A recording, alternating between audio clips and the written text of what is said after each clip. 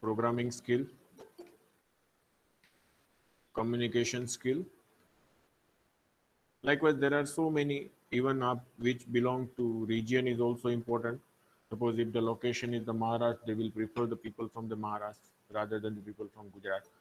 So there are so many factors which are responsible for then your aptitude score, statistical understanding, domain specific understanding, in which domain you are applying the job, so domain specific understanding.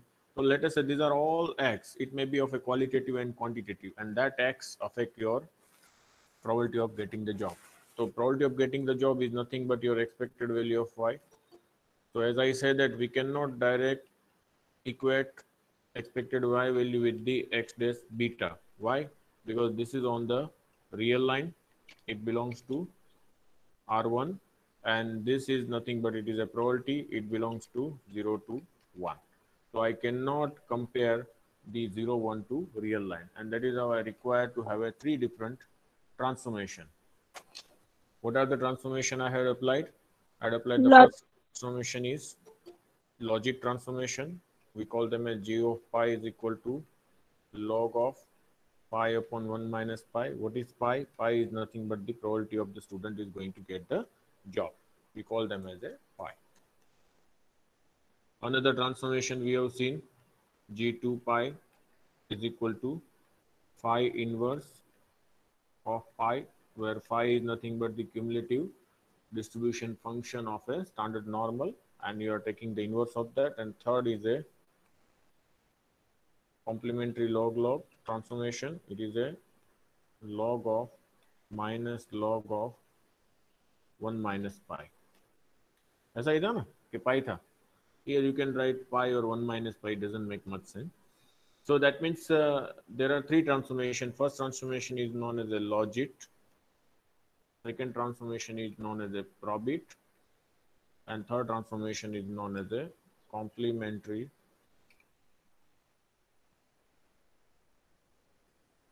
log. Okay, so these are the 3 transformations are there. And out of this, we know that this transformation and this transformation, that means the logit and probit, both the transformations are symmetric in nature. They are symmetric.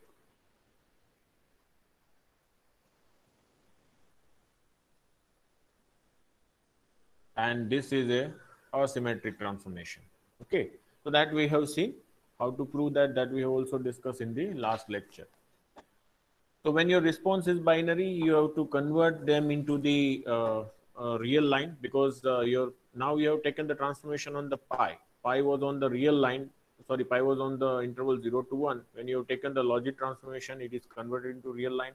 When you take the probit transformation, it is converted into real line. And when you convert the complementary log transformation, it is also converted into the real line. So when it is converting into the real line, what happened? What happened? We can compare We the can compare the expected response or the left hand side with the right hand side. That means the transform value of expected response should be compared with the linear predictors, and then we can proceed. So once the transformation is done, that transformation is known as a link function. So there are 3 links are there. One is logit link, second one is a probit link, and third one is a complementary log link. We know that logit link and probit link both are of a symmetric in nature. However, complementary log link is a asymmetric link.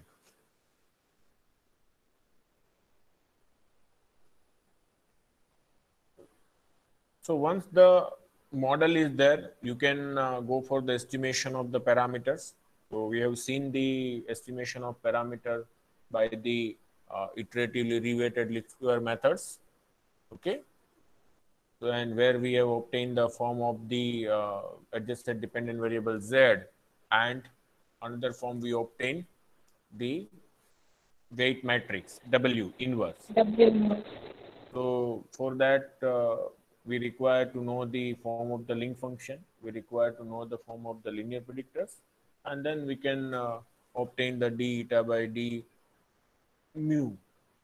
We obtain the z, we obtain the double inverse, and we apply the some iterative procedure to get the estimate of the parameters. And that we have seen that initial estimate we obtain by just applying the whatever the value of y, it is a quantitative or qualitative, we just apply, we regress them onto the regressors and we obtain the least square estimate. And then we use the adjusted dependent variable z and w inverse for the iterative procedure to obtain the estimate of the parameters. Once the estimates are done, you will try to see that whether the model is good or not. So for that you can go for the goodness of fit test. And we have seen that deviance of the model is considered to be a goodness of fit test. So that we will come later again. But here, out of these three links, which link is more popular? So it is saying that the logit link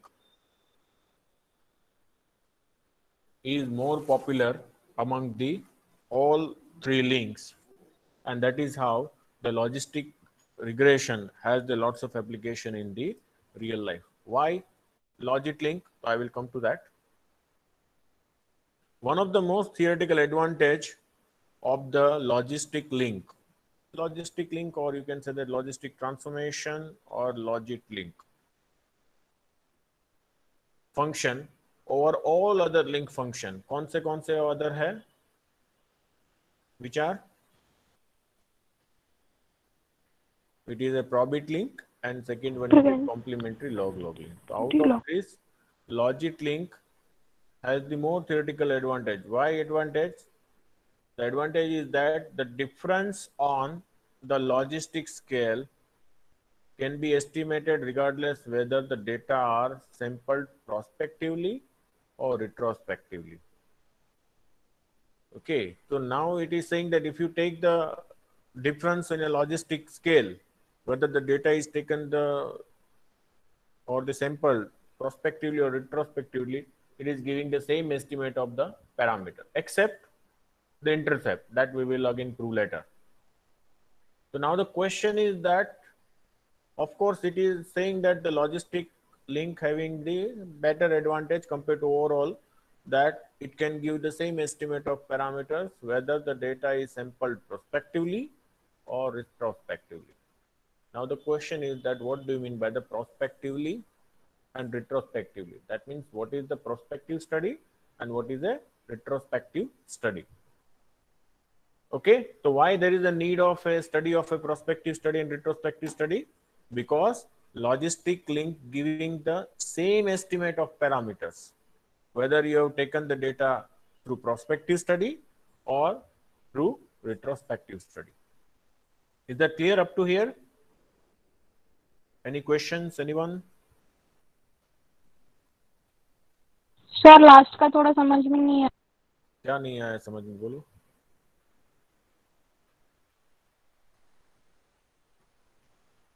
question पूछो, question.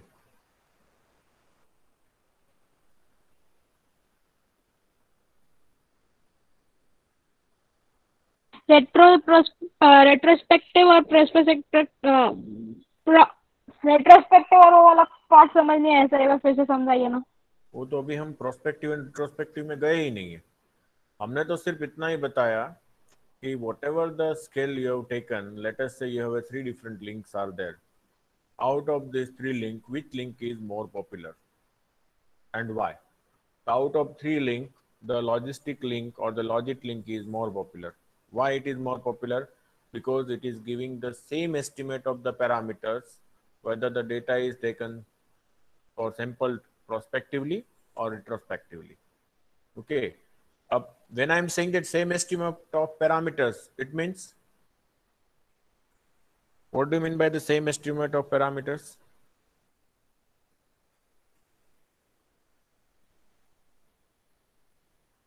जब भी मैं parameters की बात करता हूं तो parameters कौन से पैरामीटर्स की बात करता हूं?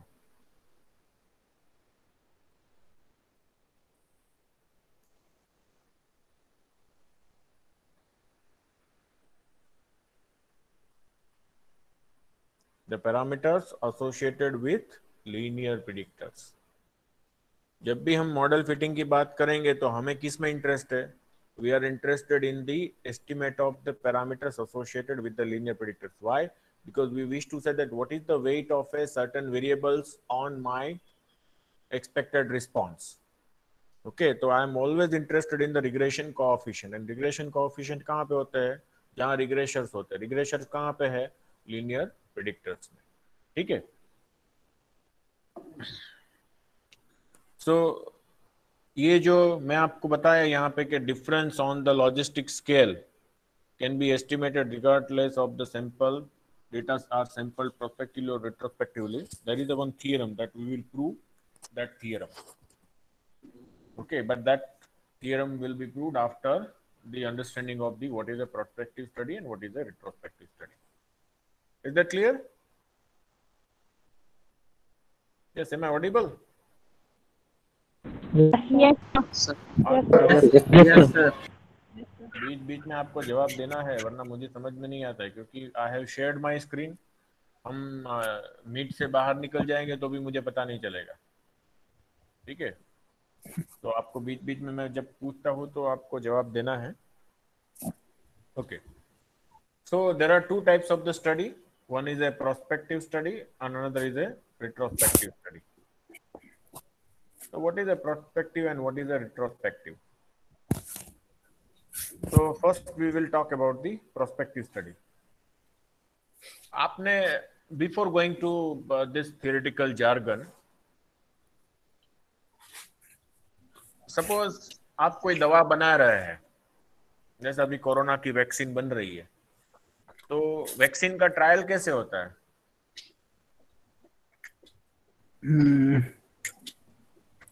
Blind trial sir.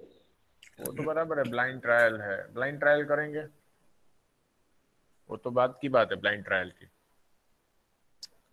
लेकिन यूजुअली आप पहले क्या करते हैं कि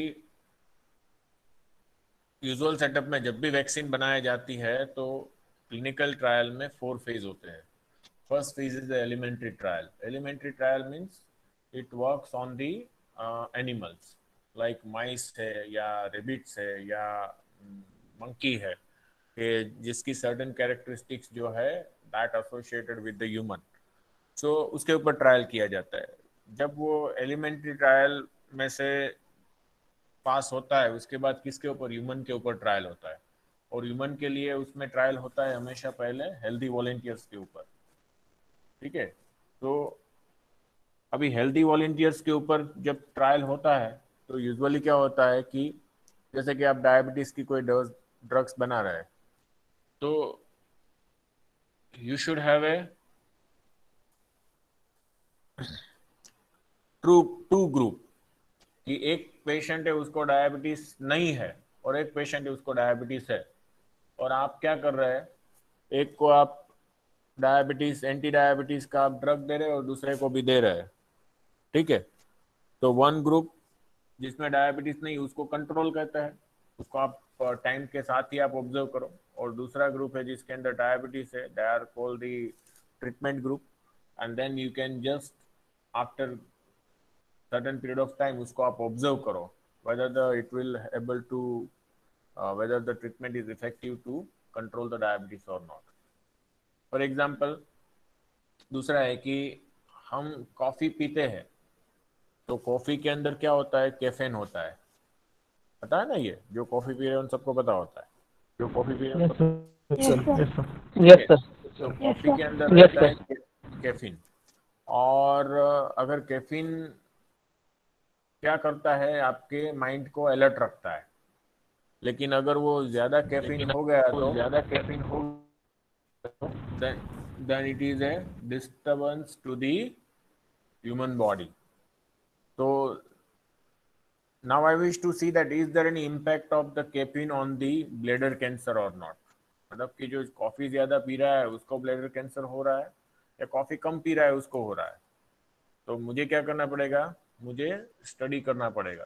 मैं क्या करूँगा? 2 ग्रुप बना दूंगा, और एक ग्रुप को मैं क्या कहूँगा कि आप कॉफ़ी पियो, बोथ आर हेल्दी वॉलेंटियर्स, और दूसरा ग्रुप है उसको बोलेंगे नहीं नहीं आपको कॉफ़ी नहीं पीना है, हम सिर्फ आपको 6 महीने के लिए ऑब्जर्व करेंगे।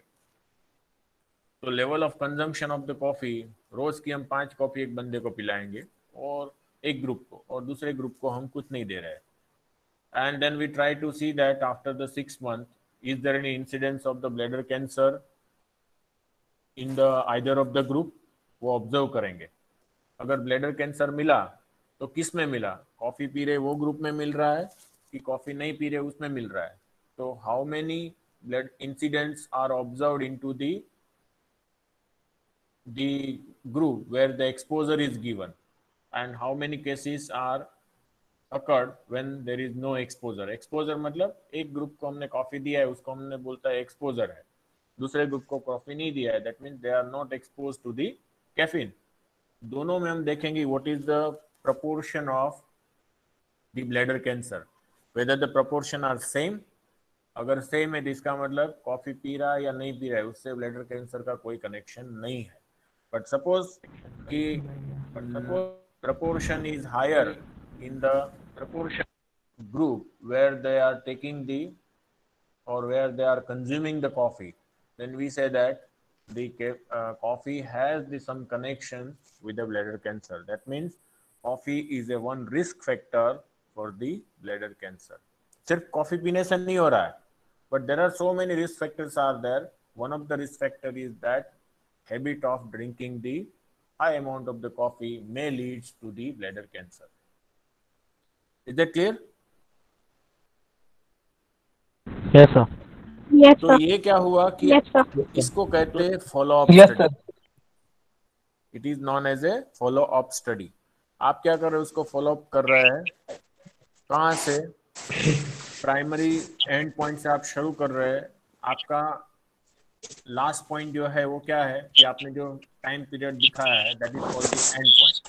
कि 6 महीने के बाद हमारा स्टडी खत्म होता है, 1 ईयर के बाद होता है, 3 मंथ के बाद होता है. तो जो भी आप स्टडी खत्म करने का जो भी रख रहे हैं that is called the end point. ठीक है. तो हम शुरू कहाँ से करेंगे, एक्सपोजर से लेके जब तक इंसिडेंट्स नहीं ऑब्जर्व होता है तब तक आपका स्टडी रहता है. तो एंड पॉइंट आपको डिसाइड करना, आइदर द इंसिडेंट्स अकर और time period. So prospective study, it is also known as a cohort study. Cohort study means it is a group study, कि जहाँ पे आपके पास एक ग्रुप ऑफ द पीपल होता है जिसके ऊपर आप क्या कर रहे हैं, स्टडी कर रहे हैं. It is also known as a cohort study. It is also known as a incident study because you are trying to observe is there any incidents are occurred or not, and it is a follow up study. तो क्या आप उसको क्या कर रहे हैं, continuously observe कर रहे हैं. So sometimes it is also known as a observational study. It is also known as a panel study, longitudinal study. Longitudinal means it is a observe study, observe with respect to time. So prospective study is known as a cohort study. It is also known as incident study. It is also known as a follow-up study. It is also known as a longitudinal study, observe study, etc. It is mainly used in the medicine, social science. Social science में होता है ना कि बंदे को आपने देखा है उसका बिहेवियर कैसे चेंज हो रहा है. If you are applying the certain let us say training approach, कि मैं आज टीचिंग मेथड आपके पास ऑफलाइन है और ऑनलाइन है.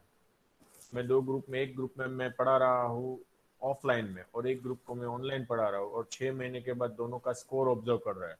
If there any changes in the score, if yes then we say that कि विच मेथड इज इफेक्टिव. अगर नहीं हो रहा है इसका मतलब दोनों में सेम इफेक्ट है.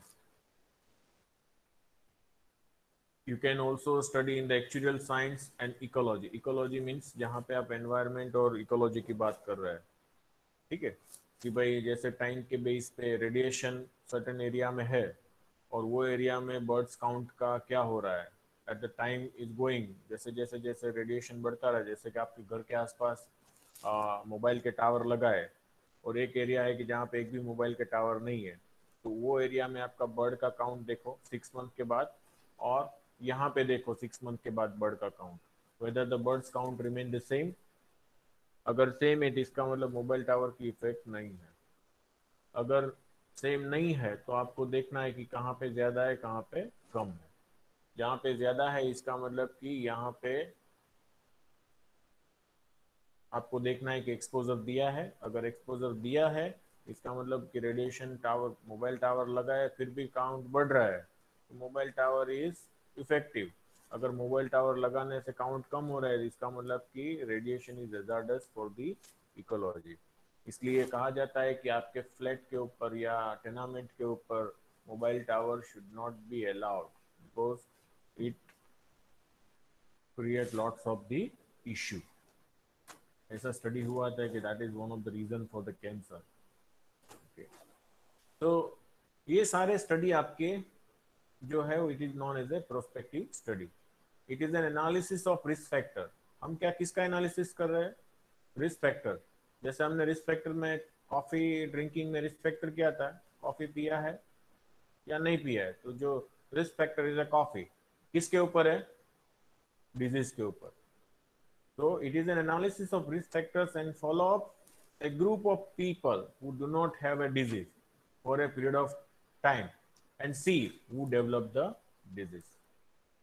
तो हम क्या करेंगे इन प्रोस्पेक्टिव स्टडी? हम एक ग्रुप है जिसको एक्सपोजर देंगे रिस्क फैक्टर का, और दूसरा ग्रुप है उसको कोई एक्सपोजर नहीं देंगे। दोनों ग्रुप ऐसे है कि जिसको डिजीज नहीं है, both are healthy volunteers, or we just divide into the two groups with the same age, with the same income, with the same gender। बाकी सारा इंक्लूजन एक्सक्लूजन क्राइटेरिया आपका जो है वो डिसाइड करने के बाद आप उसके दो ग्रुप बनाएंगे। In one group you are giving the exposure, other group there is no exposure, and then after the certain period of time you will observe to the certain period of time and then you will see that where the incidence happens.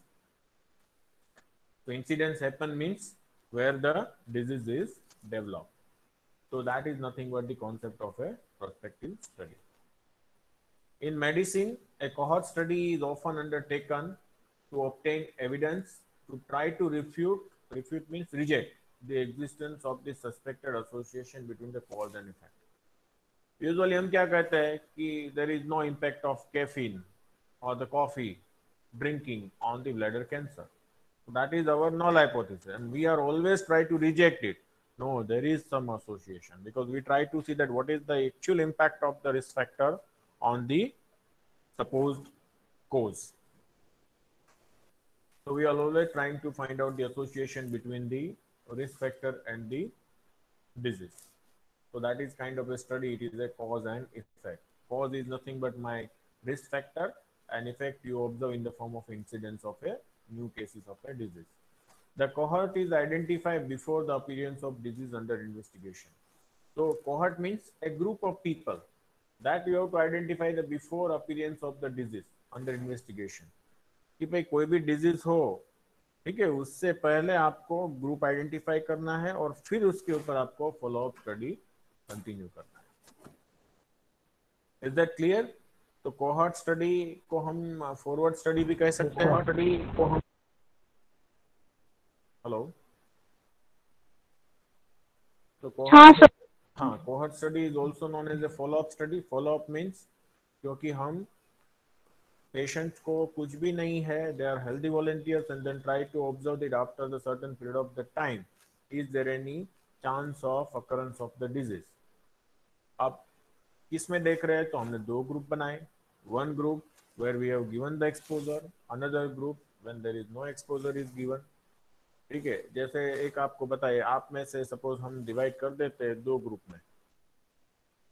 अब एक group को हमने क्या किया कि एक group के पास mobile phone है, दोनों ग्रुप के पास स्मार्ट मोबाइल फोन है। ठीक है, अब एक ग्रुप है जिसमें मैंने हॉटस्टार या अमेजॉन प्राइम नहीं डाला है मोबाइल फोन में, और दूसरा ग्रुप है कि इसके अंदर मैंने डाला है। अब मैं देखना चाहता हूं कि दोनों की एग्जाम के ऊपर इम्पैक्ट क्या हो रही है, कि भाई Hotstar and Amazon prime add करने से बच्चों का स्कोर बढ़ रहा है, मोबाइल फोन में हमने ऐड किया है, या जिसमें नहीं है उसका बढ़ रहा है। तो ये क्या हुआ, एक को मैंने एक्सपोजर दिया to the mobile viewers, viewership और दूसरे को मैंने नहीं दिया है, and then I'm trying to observe that how many student is going to pass in the internal examination. So that means I get the proportion.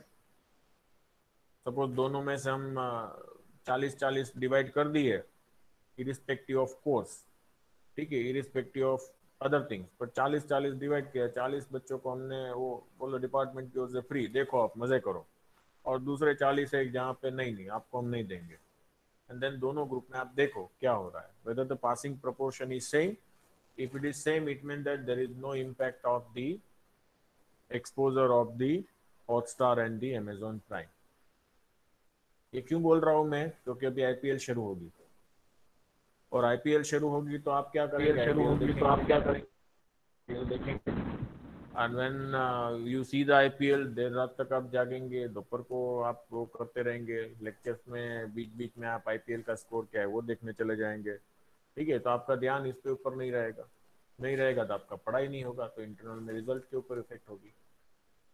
जैसे आपको डेटा पैक हमने बोला कि आपको लिमिटेड 1 GB का डेटा दिया, और आपको ये स्कीम देखनी है, आपको 10 GB रोज का डेटा देंगे, तो क्या होगा, लिमिटेड डेटा है तो आप काम का है वही देखेंगे। 10 GB दिया तो अरे नहीं 10 GB तो डेटा आज यूज करना है, कैरी फॉरवर्ड नहीं है, तो आज हमें 10 GB खत्म करना है, तो मूवी देखेंगे या कुछ गेम खेलेंगे एटसेट्रा एटसेट्रा, ठीक है। सो these are the things, this is the kind of example, in that way you have to learn the how the follow up study is there. Follow up study में एक होता है end point, you should have some end point. End point means कि भाई internal exam का result आए तब तक आपका है, तो एग्जाम शुरू हो तब तक, ठीक है। अब आपको टाइम कितना मिला, तो भाई मैडम ने लिखा होगा अक्टूबर में आपकी परीक्षा रहेगी, तो अक्टूबर में परीक्षा, तो अभी आपके पास कितना है, 1 महीना है, आईपीएल भी हो रही है शुरू, तो 1 मंथ में आपका इंटरनल के ऊपर क्या इफेक्ट हो रहा है। तो सपोज कॉज क्या है, suppose cause is that you have given this opportunity of Hotstar and Amazon Prime. Is that clear? Yes, sir. Yes, sir. Yes, sir. तो ये हो गया आपका प्रोस्पेक्टिव स्टडी। रिट्रोस्पेक्टिव में क्या होगा, what will happen to the retrospective study? उसका reverse होगा। तो ये फॉलो अप है, तो इसको हम फॉरवर्ड स्टडी कहते हैं, क्योंकि आप एक्सपोजर से लेके एंड पॉइंट तक चलेंगे, स्टार्टिंग पॉइंट से शुरू लेके आप एंड तक चलते हैं, तो it is called the forward. लेकिन मैं कहूंगा नहीं, जहां हो वहां से आपको वापिस आना है, तो that is called the backward study. Backward study और द रिट्रोस्पेक्टिव स्टडी में क्या है कि हमारे पास बहुत सारे डेटा अवेलेबल है कि डिजीज हो गया है, ब्लैडर कैंसर के पेशेंट अपने पास है। Now I wish to identify through their case history, क्योंकि जब भी पेशेंट हॉस्पिटल में जाता है तो आप पूछते हैं कि भाई आप कितनी सिगरेट पीते हैं, डू यू स्मोक, तो somebody said yes, then how many cigarette will you consume, बोले कि सर कोई बोले 2, कोई बोले 5 ऑफ डे। अब सिमिलरली कॉफी का है, तो डू यू ड्रिंक कॉफी और tea, yes sir we are drinking the coffee. So that means your entire study is कि जो कॉफी पी रहा है वैसे आपको, और जिसको ब्लैडर कैंसर हुआ है उसको आपको निकालना है। और दूसरा ग्रुप का कौन सा कंसिडर होगा कि जो कॉफी नहीं पी रहे हैं but they are suffering from the bladder cancer, ऐसा नहीं। दूसरा ग्रुप ऐसा है कि जो आपके पास है, they do not have any disease but they are taking the coffee and do not take the coffee likewise। तो आपको ये कहां से मिलेगा, that available information is from the case history of the patient, so that is how it is also known as a case control trial। it is also known as एक case control मतलब एक जिसमें आपको disease है और control जिसमें disease नहीं है। एंड देन यू विल, आप दोनों ग्रुप को पूछ रहे हैं कि आप कॉफी कितना पी रहे हैं, आप पी रहे हैं या नहीं पी रहे तो कितना पी रहे हैं, and then you try to see that is there any association between the this coffee drinking and the bladder cancer. तो आप शुरू कहाँ कर रहे हैं, एक्सपोजर, अब डिजीज है वही बंदे को आप पूछ रहे हैं और आप बैकवर्ड जा रहे हैं और उसकी हिस्ट्री को ऑब्जर्व कर रहे हैं, and then you try to identify what are the risk factors which are responsible for that. So that is called the retrospective study. That is also known as a backward study. That is also known as a case control trial. This is also known as a case reference study, etc. There are various names out there. Okay. But prospective study में क्या है? What you have to do? When you do the prospective study, there are two things are very important.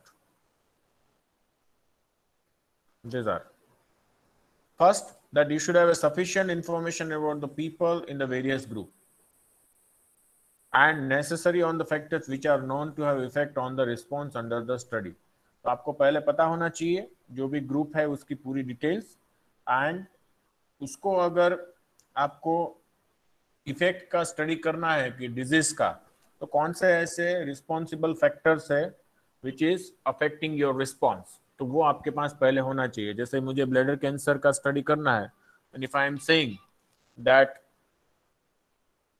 What I am saying, if I am saying that the coffee drinking has the impact on that, so what we do, हमें ये पता होना चाहिए कि coffee की impact है, तो फिर वो हमारे फॉलोअप स्टडी में जाएगा. जैसे पेशेंट को अटैक आ रहा है तो आप क्या कहते हैं कि भाई नहीं, blood pressure has the impact possible association between the heart stroke. Okay, तो इसका मतलब क्या है कि ब्लड प्रेशर पेशेंट का है तो उसकी इम्पैक्ट है कि नहीं, that we are trying to find the association. तो जिसको स्ट्रोक आया है उसका ब्लड प्रेशर अपने पास मिलेगा ही, बिकॉज कहाँ से मिलेगा, केस पेपर से. लेकिन मेरे पास अभी किसी को हार्ट अटैक हुआ ही नहीं है, and I wish to study that कि नहीं ब्लड प्रेशर की इम्पैक्ट है कि नहीं. तो मुझे क्या करना पड़ेगा, दो हेल्दी ग्रुप लेने पड़ेंगे और एक का ब्लड प्रेशर बढ़े वो कुछ अप्लाई करना पड़ेगा, exposure to the blood pressure, मतलब उसको बहुत काम देते रहो, इतना काम देते रहो कि उसका ब्लड प्रेशर बढ़ जाए, और फिर देखो कि उसको हार्ट अटैक आ रहा है. तो दैट मीन्स वो क्या स्टडी हुआ, the heavy work pressure is responsible for the heart stroke और नॉट. और दूसरा ग्रुप है उसको कोई एक्सपोजर नहीं दिया, भाई आप जैसे काम कर रहे हो आपकी मर्जी से करते रहो. ओके, तो we should have this example. For example, age has the impact on the disease. Gender also, or the sex also influence the several response or in the response in the several studies. तो मतलब आपको पहले से पूरी information होनी चाहिए, group of the people, exposure, disease etcetera. The follow up must be completed. लेकिन एक बार आपने फॉलोअप स्टडी किया तो बोलेगा कि नहीं हम एक काम करते हैं, अभी तो कुछ रिजल्ट नहीं मिल रहा है, 3 महीने हो गए, हमारा 6 महीने का टाइम है, उसको हम क्या करो, छोड़ दो, अभी खत्म करो यहाँ से और 3 महीने के ऊपर से ऑब्जर्व करो, then that is not viable. Follow up should be complete और नियरली कंप्लीट. ठीक है, वो होना चाहिए, आपको कंप्लीट करना पड़ेगा. अगर आपने इनकम्प्लीट है तो it will affect your validity of the conclusion drawn from the result. और इसलिए जब भी हम फॉलोअप स्टडी करते हैं तो हमारे पास पहले तो टाइम होना चाहिए. Do you have the time? दूसरा क्या होना चाहिए, you should require the number of peoples for trials. ठीक है, दैट मीन्स कि सैंपल साइज आपकी क्या होनी चाहिए,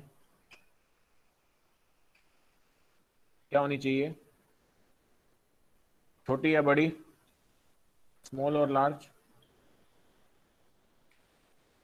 क्या होना चाहिए. तो sample size should be large. Why? Because आप हेल्दी वॉलंटियर्स के ऊपर काम कर रहे हैं. अब हेल्दी वॉलंटियर्स को आप एक्सपोजर दे रहे हैं, it is a rare event, incidence occur होगा भी और नहीं भी हो सकता है. तो आपको लार्ज सैंपल लिया है तो उसमें से आपको कुछ इंसिडेंट ऑब्जर्व होने को मिलेंगे. So that means when you go for the large sample, that means large amount of money. क्योंकि हेल्दी वॉलंटियर्स को आप पैसे देते हैं, उसको आप रहने के लिए रखते हैं. There are many things are associated with that. That means loss of cost is associated, high cost. is associated with the prospective study. और अगर prospective study में आपका study complete नहीं हुआ तो जैसे कई लोग ऐसे होते हैं ना कि हमने बोला कि आपका हम नेट सेट की तैयारी करा रहे हैं, बड़े खुश होके सब क्लास में आ गए, लेकिन कई ऐसे होते हैं कि यहाँ से सब ज्वाइन हुए साथ में, एक बंदा ऐसा है कि लास्ट तक रहा, एक बंदा ऐसा है कि थोड़ा लेट ज्वाइन हुआ और यहाँ आके बोले कि अब साहब मुझे नहीं करना है, मैं छोड़ देता हूँ। एक बंदा ज्वाइन हुआ और बोले कि नहीं हमारा काम नहीं है, हम छोड़ देते हैं। ठीक है, तो लाइकवाइज, तो दिस इज कॉल्ड दी, ये जो है इट इज अ टाइम, आपका जो T0 टाइम तक आप स्टडी कर रहे हैं, तो this is the complete information you have. लेकिन ये जो इंफॉर्मेशन आपके पास आई वो क्या है, incomplete. That is the patient enter हुआ और बीच में ही उसने आपका स्टडी छोड़ दिया, तो that means it does not give the information, तो that patient is a censored. Similarly यह बीच में सेंटर हुआ था, जैसे हॉस्पिटल में होता है ना, डॉक्टर रिफर करते हैं कि भाई ये सीरियस है, अभी दूसरी हॉस्पिटल में ले जाओ, तो for a second hospital patient कहाँ से आया, पहले से नहीं आया, बीच में से एंट्री हुई है, तो ये इस टाइप का पेशेंट है।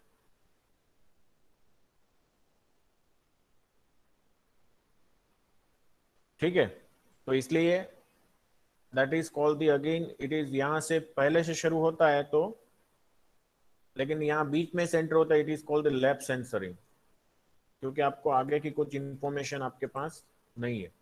यहाँ से ये बीच में छोड़ देता है, तो उसमें दो टाइप की सेंसरिंग होती है, right censoring, left censoring.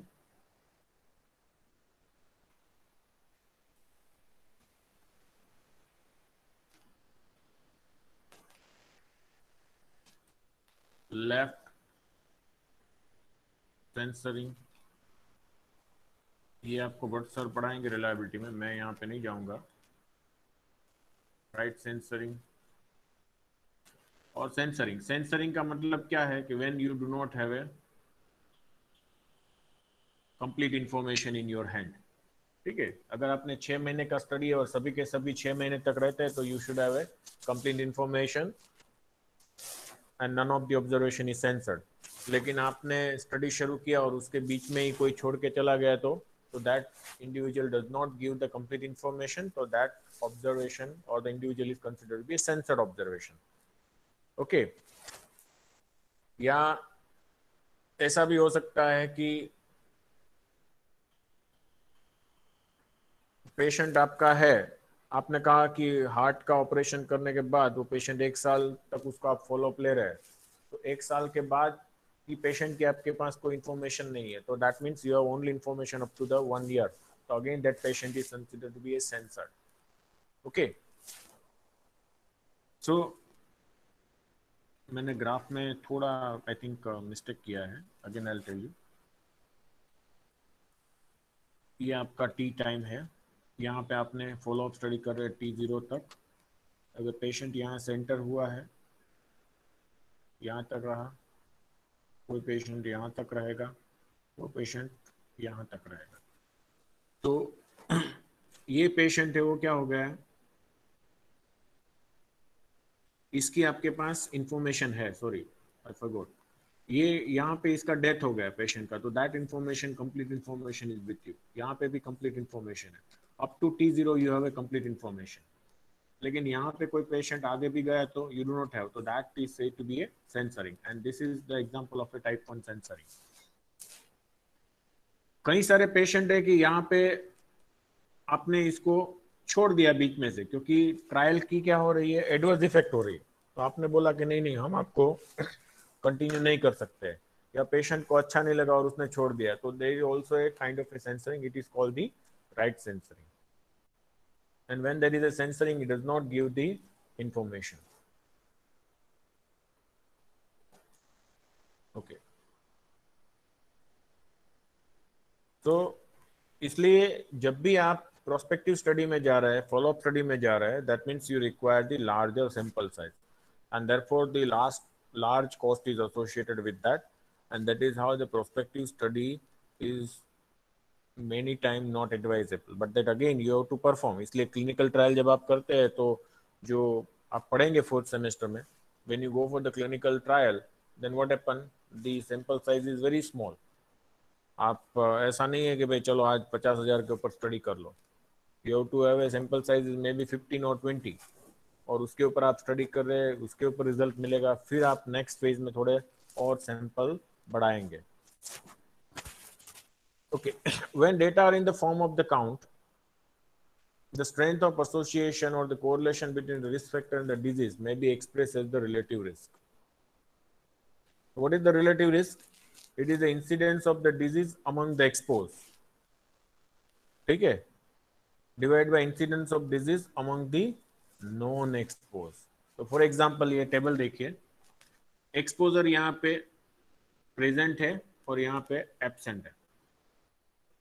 Outcome क्या है? डिजीज प्रेजेंस है, डिजीज एब्सेंट है, तो 2/2 टेबल हुआ. सपोज आपने एक्सपोजर दिया और डिजीज आइडेंटिफाई हुआ, तो कितने केसेस है? ए केसेस. एक्सपोजर आपने दिया लेकिन डिजीज नहीं हुआ, तो कितने ऐसे केसेस है? सी केसेस.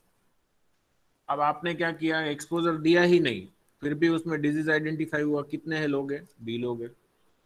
आपने एक्सपोजर नहीं दिया था और डिजीज भी नहीं है, तो कितने हैं? भी नहीं है, तो कितने केसेस? D. ओके, सो इन दोनों का डायगोनल का मल्टीप्लाई करो, divide by of diagonal, that is giving the relative risk. यहाँ पे री है relative risk, AD by BC.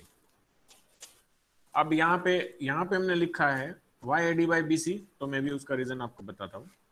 Incidence of disease among the expose, तो ये एक्सपोजर ग्रुप है, उसमें इंसिडेंस ऑफ डिजीज क्या हुआ?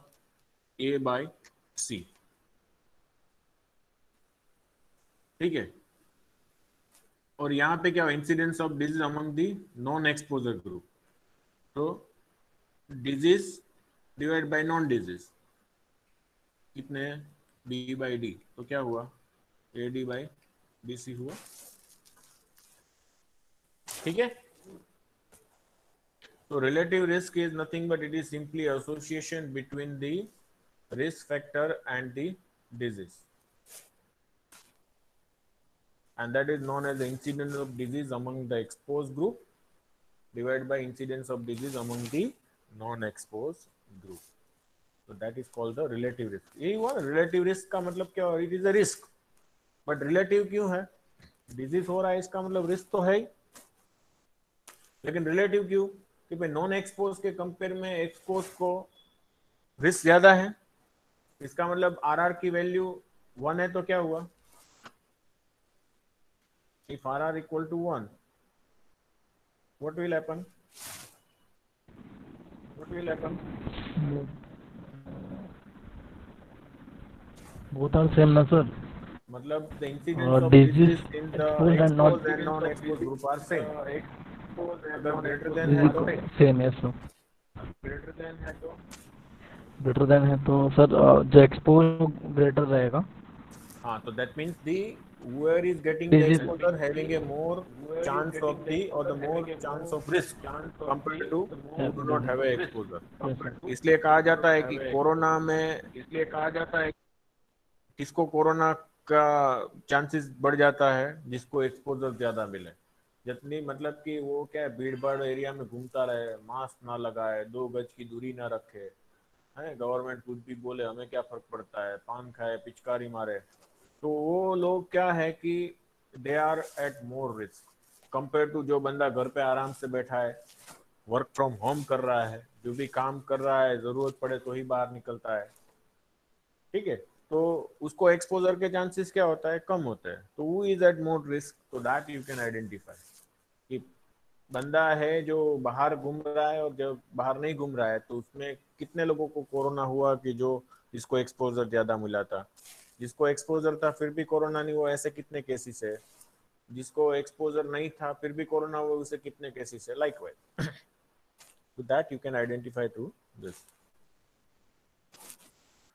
So I was talking about retrospective study. It is a inverse study, it is a backward study. In the most of new disease, the occurrence of a new cases is a relatively rare event. तो जब आप prospective study में जानते हैं तो disease का जो event बन रहा है, occurrence of a new disease, it is a rare event. So that is how you require the larger sample time and lot of time to observe the patient. Thus, in a cohort study, a large number of study subjects may have to be examined for the exposure status and follow for the long time to be obtained sufficient number of cases. क्योंकि अगर आपको incidence मिलेगा ही नहीं तो 6 महीने में कोई incidence नहीं मिला तो बोले कि हमारा स्टडी खत्म हो गया, तो कुछ नहीं किया, 6 महीने पैसे ही खर्च किए। इसलिए आपको क्या करना पड़ता है, you have to observe the for a long period of time, और जितना ज्यादा ऑब्जर्व करेंगे उतना कॉस्टिंग आपका बढ़ जाता है। ठीक है, the problem, so such study is often neither practical nor feasible. The problem can be avoided by using the exposure information from a sample of the study population rather than including entire study population. तो आप क्या करो कि भाई मैंने 2 group में सबको इकट्ठा कर लिया, उसकी जगह पे मैं क्या करता हूँ, should I take a sample, population में से सैंपल ले लेता हूँ। ठीक है, तो retrospective studies are based on this principles. हमने जब हेल्दी वॉलेंटियर्स लिए तो हमने क्या किया था, स्पेसिफिक आपका जो इंक्लूजन में आए उनको आपने लेके चले, तो late us say that is the population for us, सबको लेके चल रहे थे।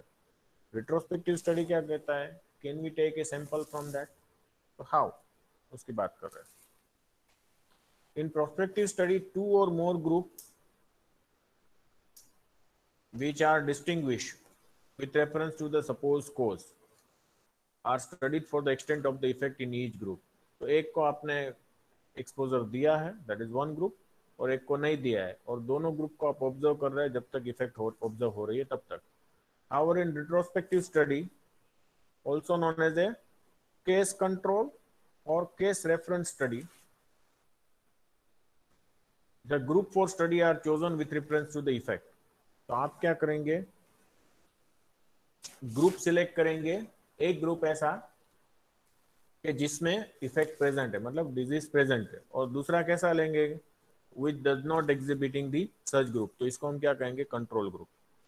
तो आप हॉस्पिटल में जाएंगे तो हॉस्पिटल में आपको कैसे पेशेंट मिलेंगे, जिसको डिजीज हुआ है वो सारे पेशेंट मिलेंगे, तो उसका आपके पास पेपर है, और दूसरे ऐसे भी है हिस्ट्री के पेपर, मतलब कि पेशेंट की हिस्ट्री आपके पास, जिसको वो स्पेसिफिक डिजीज नहीं हुआ है लेकिन उसकी भी आपके पास इंफॉर्मेशन अवेलेबल है।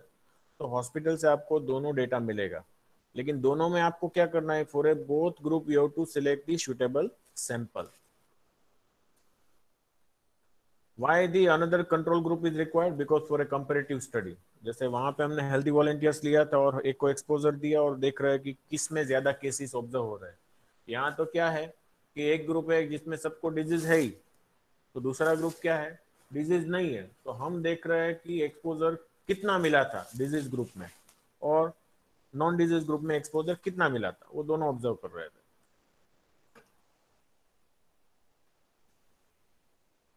So conclusion are based on the extent that supposed cause in the group under study.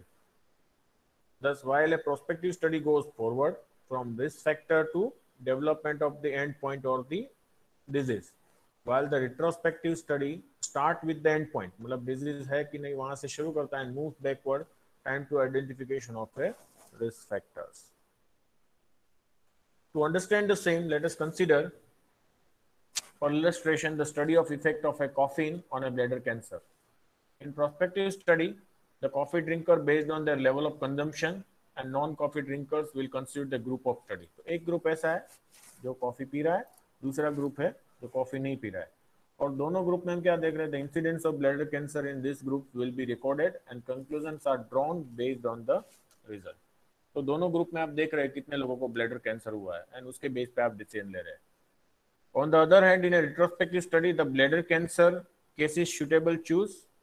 तो एक ग्रुप है जिसमें ब्लैडर कैंसर वाले आपने केसेस लिए, other who are not suffering from the bladder cancer, वो दूसरा ग्रुप लिया, and inference will be made based on the comparison of proportion of coffee drinking in the both the groups.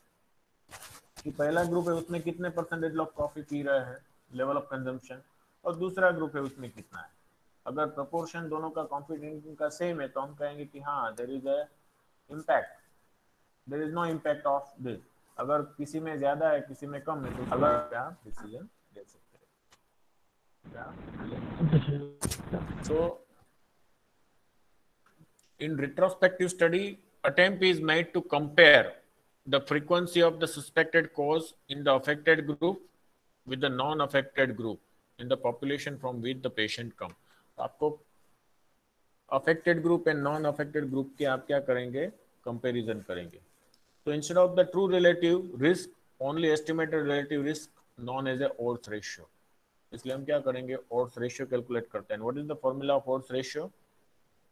Odds that exposed individual will have the disease and odds that not exposed individual will have the disease. Odds का मतलब क्या हुआ? It is a success to failure. तो हमारे table में हमारा क्या था? A, B, C, D. Exposure present, exposure absent. Disease present, disease absent. तो ये हम क्या करेंगे? Presents तो exposed है. It is a ratio of the people who expose. That means A by C. The people who expose. So that is A by C. And here for a non-exposure, here it is a non-exposure B by D. The odds ratio is a B by D. Okay. So odds that exposed individual will have the disease is A by C. And odds that non-exposed individual will have the disease is known as a B by D. So this is how we are obtaining. तो prospective study and retrospective study में आपको यहाँ पे आपको बताया कि क्या है, लेकिन जब हम नेक्स्ट लेक्चर में बात करेंगे will show that when you apply the logistic scale it will give the same estimate of the parameters of a regression coefficient whether the response are taken prospectively or retrospectively, or data are taken prospectively or retrospectively. Any questions so far, anyone?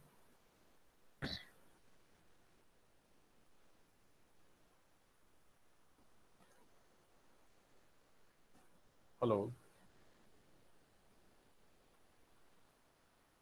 हाँ, no questions. Okay, so thank you very much. And तो दूसरा ये है कि ज्योति madam का lecture मैं ही लेने वाला हूँ. तो 12:30 बजे हम आगे होंगे. अप्लाइड स्टैटिस्टिक्स में किसका लेक्चर है? दास सर। तो हम एक काम करेंगे we will introduce the practical at the 12:30. और आपको फिर किसका लेक्चर है? 12:30 से. मैडम का. भट्ट सर का कितने बजे है?